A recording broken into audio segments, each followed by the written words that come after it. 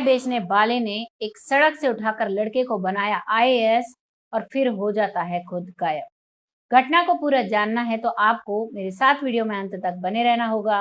Video अगर जरा भी अच्छी लगे तो मेरे पेज को फॉलो करना ना भूलें, साथ ही साथ मेरे चैनल को सब्सक्राइब करना ना भूलें। नमस्कार, मैं महक चौधरी आई हूँ आपके सामने ऐसी ही घटना जो कि आपके दिल को झंझोर कर रख देगी, आपको एक प्रेरणा देकर जाएगी कि इस दुनिया में ऐसे ऐसे भी लोग हैं। एक लड़का जिसका कोई नहीं होता है, जिसका नाम होता है राजीव, जो कि बिना माता पिता के दर दर भटक रहा है। एक अनाथ आश्रम में वो रहता था, लेकिन वहां से वो भाग जाता है क्योंकि वहां पर ना पढ़ाई कराई जाती थी, ना अच्छा खाना खाने के लिए दिया जाता था। तो वो वहां से भागकर जब एक चाय की टपरी पर आता है तो वहां पर मोहनदास नाम का व्यक्ति चाय बनाया करता था। वो वहां आकर कहता है, बाबा एक चाय मिलेगी? तो वो मोहनदास कहता है, बिल्कुल बेटा, क्यों नहीं। वो उसे चाय देता है, चाय के साथ साथ बिस्किट भी देता है। वो खाता है और बहुत अच्छा महसूस करता है। तभी मोहनदास पूछते हैं, तुम कहाँ से हो, क्या हो? क्या? राजीव कि मैं, मेरा कोई नहीं है, मैं अनाथ आश्रम से भाग कर आया। मोहनदास है वो जो उसे अपना लेता है और कहता है, बेटा तुम्हें मैं पढ़ाऊंगा, तुम चिंता मत करो, तुम यहाँ पर अच्छा खा सकते हो, अच्छे से पढ़ सकते हो।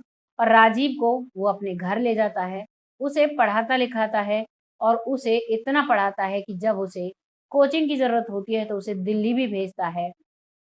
और जब राजीव दिल्ली चला जाता है तो दिल्ली जाकर वो अपना आईएएस का एग्जाम क्लियर करता है। और आईएएस का एग्जाम क्लियर करने के बाद अब वो 10 साल लगातार उसे वहां पे अपनी सर्विस में लगा रहा, एग्जाम क्लियर किया, उसमें प्रॉपर प्रोसेस में उसे 10 साल लग जाते हैं। अब उसे याद आती है अपने उस मोहनदास पिता की, और वो आ जाता है उसी चाय की टपरी पे। तो देखता है कोई और व्यक्ति वहां पर चाय बना रहा है। वो उससे पूछता है कि बाबा कहाँ गए? तो वो कहते हैं, कौन बाबा? यहाँ पर तो पिछले 4 साल से मैं ही काम कर रहा हूँ। जो व्यक्ति यहाँ पर काम करते थे वो तो इसे मुझे देकर चले गए। वो इतना सुनता है, बहुत परेशान हो जाता है, लेकिन उसके पास उस बाबा का गांव के घर का एड्रेस था। वो बताया करते थे कि मेरी 2 बेटियां हैं और मेरी पत्नी है, जब तुम आओगे तुम्हारा वो इंतजार जरूर करेंगी। बड़ी बेटी का नाम रीमा था और छोटी बेटी का नाम सीमा था। दोनों बहनें हैं, तुम्हारी माँ है और मैं भी हूँ। तभी वो सीधा अपनी उस गाड़ी में एक दो कांस्टेबल के साथ वहां जाता है। जब वहां जाता है तो देखता है कि घर के हालात बदतर हो रहे हैं।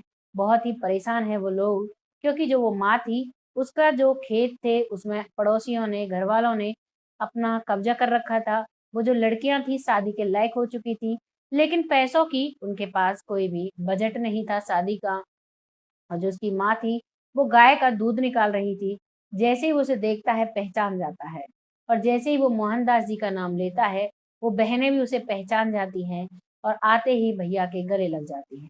कहती हैं, बाबा कहा करते थे कि तुम जरूर आओगे एक दिन, और तुम आ गए। तभी वो कहते हैं कि बाबा कहाँ हैं? तो वो नजरें नीचे करती हैं, उनकी आंखों से आंसू आ जाती हैं। वो कहती हैं कि बाबा तो 3 साल पहले ही यहाँ से चले गए। इतना सुनता है कि वो उसी खाट बिछी हुई थी आंगन में, उसी पर गिर जाता है। जो राजीव है, आईएएस ऑफिसर है, बहुत परेशान होता है, सोचता है काश मैं तुरंत आ गया होता तो मैं उनसे मिल लेता।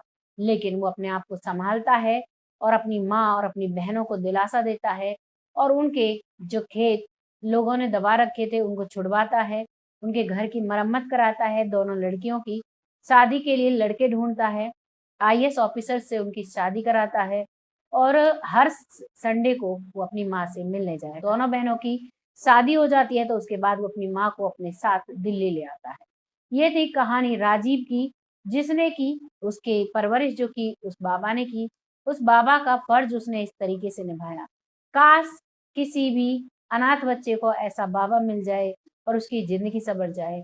मेरा इस कहानी को लाने का बस यही उद्देश्य था कि आप लोग इससे कुछ ना कुछ जानकारी लें और आगे बढ़े, लोगों की मदद करें। वीडियो अगर जरा भी अच्छा लगा है तो एक कमेंट जरूर कीजिएगा।